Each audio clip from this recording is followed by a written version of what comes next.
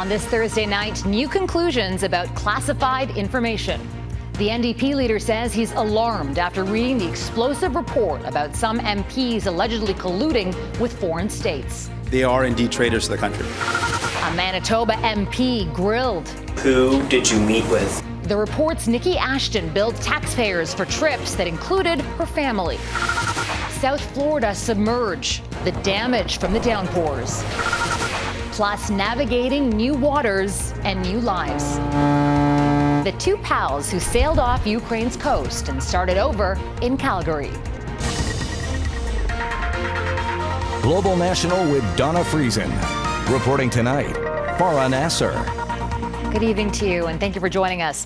NDP Leader Jagmeet Singh says he's disturbed and worried after seeing an unredacted report from the National Security and Intelligence Committee of Parliamentarians, or NSICOP. A veil of doubt has been hanging over Parliament after the report suggested some parliamentarians wittingly colluded with foreign state actors. Now, earlier this week, Green Party leader Elizabeth May had a different take. She saw the same report and said Canadians can be assured no current MPs have shown disloyalty to Canada, and the initial reaction was overblown. But Singh today gave a much bleaker assessment of what he's read. Our chief political correspondent, David Akin, has our top story tonight. I am more alarmed today than I was yesterday after having read the report. What is clear to me is that Justin Trudeau knew and didn't act, and Pierre Poilievre doesn't even want to know about serious allegations touching his party. Both NDP leader Jagmeet Singh and Green Party leader Elizabeth May received a top-secret security clearance and were given access to the same unredacted NSICOP report in a special secure facility. Neither were allowed to take notes or make copies. After May read it, she had this to say. For myself, I can say, I have no worries about anyone in the House of Commons. But Singh's takeaway was very different. There are a number of MPs who have knowingly provided help to foreign governments, some to the detriment of Canada and Canadians. They are indeed traitors to the country. Both got access to the unredacted document on the same terms. They cannot disclose any of the secrets that they now know. Singh and May are part of a growing list of MPs who have seen the full report. They include Prime Minister Justin Trudeau, Public Safety Minister Dominic LeBlanc, and all the MPs on NSICOP, 3 Liberals, 2 Conservatives, a Bloc Québécois MP, and another New Democrat, none of whom will provide any comment on the report.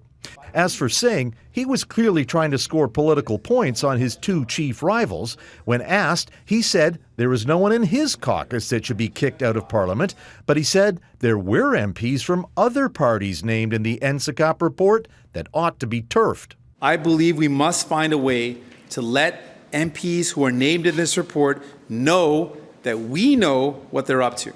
Up next, Bloc Québécois leader Yves-François Blanchet will review the unredacted NSICOP report, but Conservative leader Pierre Poilievre has said he will not take the necessary steps to read the blacked out portions of the report, and Singh today challenged Poilievre to reverse that decision. Farah. David Akin in Ottawa. Thank you, David. I declare the motion carried. And today, MPs of all stripes voted to pass Bill C-70 in a bid to improve Canada's safeguards against foreign meddling. Dubbed the Countering Foreign Interference Act, legislation aims to modernize existing laws against such threats. This includes introducing new criminal offences around sabotage and expanding CSIS warrant powers. It will also establish a foreign influence transparency registry, requiring certain individuals to publicly register activities that may be related to foreign influence. The bill will now be sent to the Senate. An NDP MP is taking heat for billing taxpayers more than $17,000 in travel costs over the Christmas period in 2022. Nikki Ashton justifies the expenses, claiming she was attending meetings with stakeholders. House of Commons travel records indicate Ashton and her family flew from her home in the province of Manitoba to Ottawa on December 21st, days after the House had adjourned for the break. On Christmas Day, the family of four traveled to Quebec City and then later to Montreal. She billed the House of Commons for some expenses incurred. Today, Ashton, who is the NDP's official languages critic, was repeatedly asked who she met with, but she would not provide specifics. I met with various people, and I just want to be clear that the rules of the House of Commons are very clear. Whether we meet as on constituency issues or critic areas, that's understood to be part of our work. The Commons travel system allows some travel for MPs, but each trip must have a specific purpose of travel and be for the purpose of the fulfillment of the member's parliamentary functions. Ashton's also faced criticism for not being in Ottawa enough. MPs can participate virtually under pandemic-era rules that were made permanent last year. Quebec provincial police say they've made several arrests in connection to a massive data breach and multi-million-dollar fraud at Desjardins Financial Group. Ce matin, police say 4 arrests took place this morning, including the detention of Sébastien Boulanger-Dorval, a former Desjardins employee who is said to be the mastermind behind the data theft and fraud case. The crimes are alleged to have taken place between 2016 and 2019 and are thought to be one of the largest ever breaches among Canadian financial institutions. Roughly 9.7 million people and businesses were reportedly affected. Police have issued arrest warrants for 4 others. Ukraine dominated the agenda today at the G7 in Italy. Prime Minister Justin Trudeau and other leaders reinforced their solidarity with the war-torn country through a loan package worth tens of billions of dollars. U.S. President Joe Biden also signed a 10-year security pact with Ukrainian President Volodymyr Zelensky.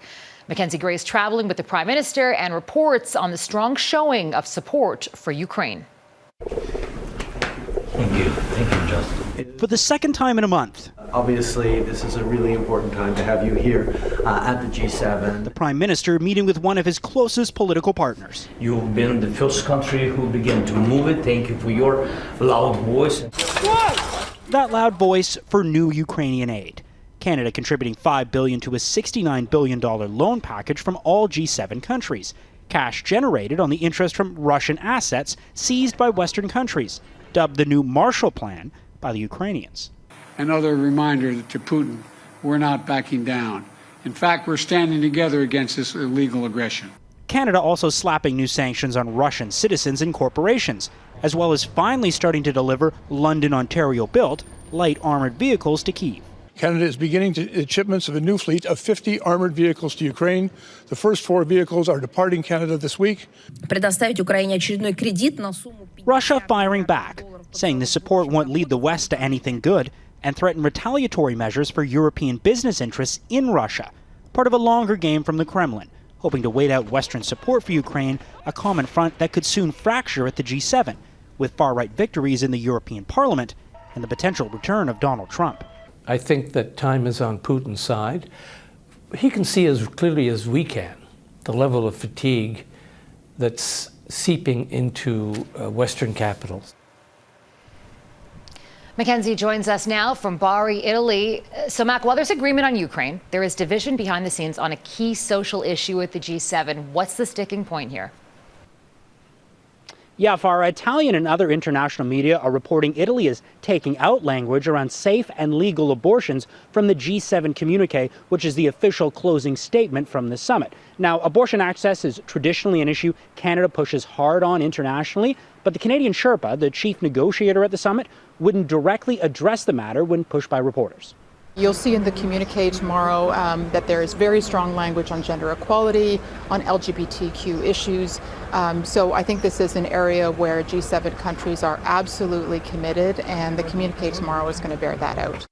So no clear response in the Canadian position, but it wouldn't be the first time Trudeau and the far-right Italian Prime Minister have clashed, Farah, with the two publicly sparring over LGBTQ rights at the G7 last year. Mackenzie Gray in Bari, Italy. Thank you, Mac. In the U.S., there's a major victory for abortion rights. The Supreme Court there unanimously ruled to preserve access to mifepristone, one of 2 drugs typically used in medication abortions. All 9 justices quashed a legal challenge by a group of anti-abortion doctors seeking to roll back the pill's federal approval. The decision says despite the plaintiffs' moral, ideological objections to elective abortion, they lacked any legal basis to sue over the drug's availability. Abortion rights are set to be a hot issue in this year's presidential election, 2 years after the court ruled to overturn Roe v. Wade. Russian prosecutors say U.S. journalist Evan Gershkovich will face trial on espionage charges. The Wall Street Journal reporter was arrested in March of 2023. The 32-year-old is the first American journalist arrested on spy charges in Russia since the Cold War. Mike Armstrong reports on the accusations widely condemned by the West. For the first time since he was arrested, Russian authorities are at least outlining the allegations against Evan Gershkovich, though they're still not giving any proof. In a statement, prosecutors say the American journalist is charged with espionage. They say he was working, quote, on instructions from the CIA and collected secret information about a company involved in the production and repair of military equipment. Totally false, very unfair to him. Paul Beckett is with the Wall Street Journal and calls the accusation Gershkovich was a spy utterly bogus. The news Thursday, he says, is disappointing, but not unexpected. Evan Gershkovich was arrested in March of last year. He's been locked up in pretrial detention for more than 400 days. Russia's claims are baseless. American officials have since the beginning called the arrest illegal and the charges ridiculous. Let him go. Evan Gershkovich, who's the... Well, the Russian president earlier this year appeared to make it clear Gershkovich is to him a bargaining chip. Vladimir Putin confirmed talks were underway for prisoner exchange, something the U.S. and Russia have done in the past. Most recently, it was American basketball player Brittany Griner handed over in exchange for a Russian arms dealer. Probably this is going to be crowned with success as well. But we have to come to an agreement. Now, there's no word on when a trial might start, only that it will be held in the city where he was detained, about 1,300 kilometers east of Moscow. As for how Gershkovich is doing, Beckett says friends are in awe of his strength. He's doing pretty well. He exercises a lot, he meditates, he's in touch with his family and friends through letters. The court appearances, his family says, have been bittersweet. They're a chance to see video that show he's okay, but also a reminder of where he is. Mike Armstrong, Global News, Montreal. Riot police in Argentina's capital used tear gas, rubber bullets, and water cannons to disperse thousands of protesters outside Congress late last night as lawmakers inside voted to narrowly approve controversial economic reforms. Libertarian President Javier Milei has called his landmark austerity package key to getting the country's embattled economy back on track. But critics call the measures an overreach, which give the president broad legislative powers until the end of his term in 2027. More than 1,000 officers were deployed in response to the protests. At least 20 arrests were made, and dozens of protesters and police officers were injured. There's a massive fire raging in an oil refinery in the city of Erbil in northern Iraq. It started Wednesday night in the refinery's liquid asphalt warehouse. Local media reports say firefighters have the blaze under control. A number of people are said to be injured. No deaths have been reported. Severe weather is set to strike parts of Ontario and Quebec. What people there can expect coming up. Plus, flash floods in Florida, the torrential rain that soaked the Sunshine State.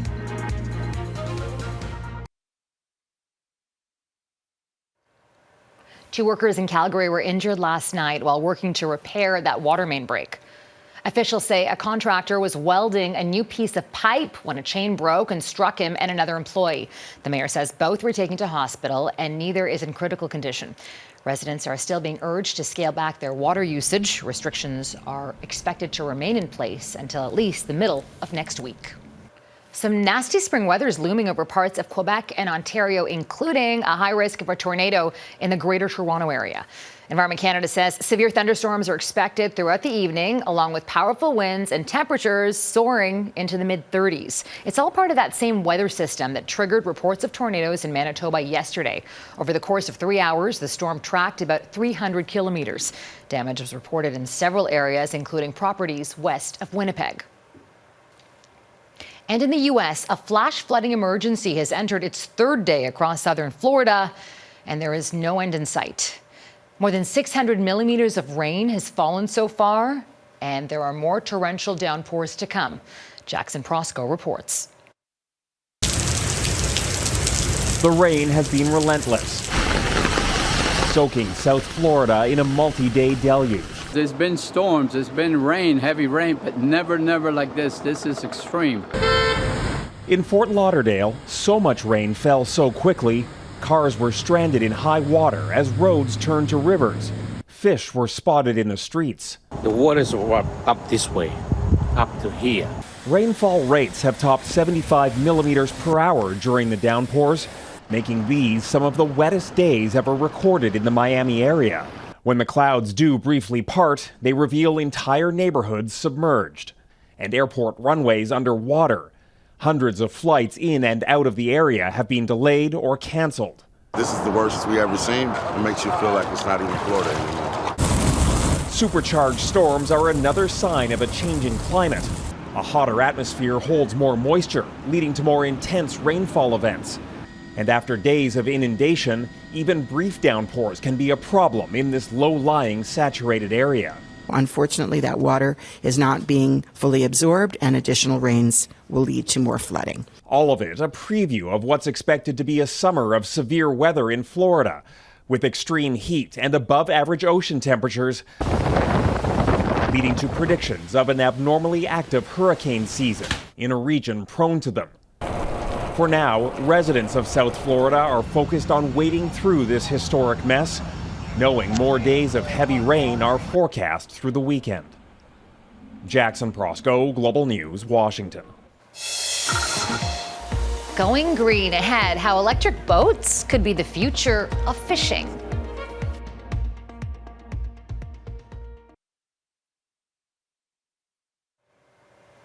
Just as the auto industry has been shifting towards electric vehicles, Canada's fishing industry is making similar moves. Proponents of electric fishing vessels say they're getting closer to having electric boats in the water, and governments are floating millions in funding to help. Heidi Petracek reports.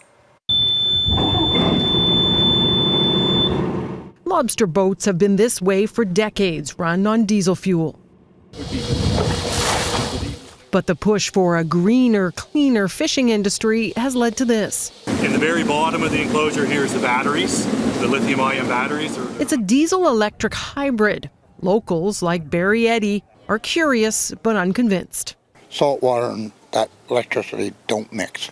I don't care where you are, who you are. There's still plenty of work to do to win over folks like Eddy. Then there's all the necessary infrastructure needed, like chargers, which would have to be installed at wharves, on top of overcoming the sticker shock for fishers. $6.5 million to support energy efficiency and innovation in fisheries and aquaculture here in Nova Scotia. So Nova Scotia is now spending millions to propel electric fishing boats and other projects forward. The perfect outcome would be to have 10 electric boats on the water next year. That would really allow people to see the technology can work, to build trust in the technology. So lobster boats, I'm told, typically use up about 200 to 250 liters of fuel in a 14-hour day. So that costs a fish harvester about $200 to $300. The average fisher was to drive to where they have their fishing pots. They would drive under diesel, and then under electric, they can operate the entire day, 6 to 8 hours, and then they can come home on diesel. Helping harvesters save money on fuel, reducing fumes and noise, and cutting carbon emissions up to 70%. Electricity is going to be a major player, I guess, in reducing those emissions. For nearshore and coastal vessels like workboats. Proponents believe electric fishing fleets are the future. The true test will come from those whose livelihoods would depend on it. Heidi Petracek, Global News, Eastern Passage, Nova Scotia. From the Red Sea to Calgary's Glenmore Reservoir, how a Ukrainian ship captain came to the rescue of this popular tourist park.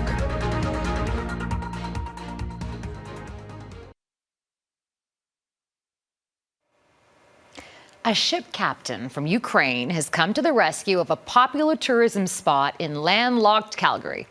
The city's Heritage Park had to dock its popular paddle ship for part of the year last summer after its previous captain retired and no replacement could be found. Park officials say they never expected to find their hero aboard a cargo ship in the Red Sea. Heather Yorks-West explains. It's a little boat, but Calgary residents know it well. The SS Moy, a replica of an 1860-era paddle boat, tours Calgary's Glenmore Reservoir several times a day. People want to see the iconic experiences of Heritage Park, and one of them is the SS Moy.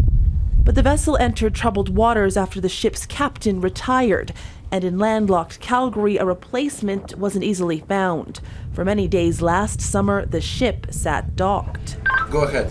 This season, that's all changed. The ship has a new captain fresh off his last post off the coast of Ukraine. I was sitting on my bench in my cabin and just checking Indeed. And then I found a job, ship's captain. But it was in Calgary. I decided, how can it be? The SS Moy is a lot different than the huge container ships Captain Mike is used to. The size is smaller, of course, and the cargo a lot more precious. There's also the war back in Ukraine. I like it actually. It's much calmer than it was before in the Red Sea, that ships are being attacked by the drones, by the pirates. Even on this vessel half a world away, there are reminders of where Captain Mike comes from. His first mate is a childhood friend. You can never know how the life will change, and what it will give you.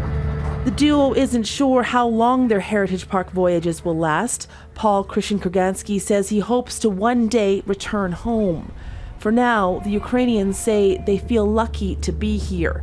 Their new cargo, thankful as well. Thank you. Heather Yorks-West, Global News, Calgary. And that's Global National for this Thursday. I'm Farah Nasser. On behalf of our whole crew here, I want to thank you so much for spending part of your evening with us. Tonight's Your Canada is Pitt Lake near Pitt Meadows, British Columbia. We love seeing your Canada, so please email us your photos to viewers@globalnational.com. Until tomorrow, take care of yourselves and take care of each other. Good night.